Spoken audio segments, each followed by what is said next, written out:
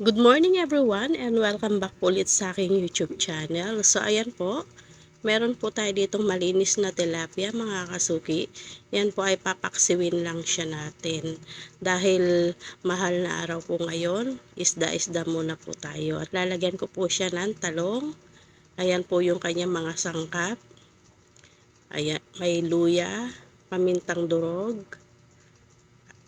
Ayan po, konting asin, seasoning at siling pansigang. At meron din po ako ditong suka at konting tubig. So tara po mga kasuki, samahan niyo po ako hanggang dulo. At magluluto po ako ngayon ng pinaksiw na isda na may talbos ng kamote. At maraming salamat po sa aking mga solid subscribers, sa mga silent viewer, sa mga new subscriber, maraming salamat po.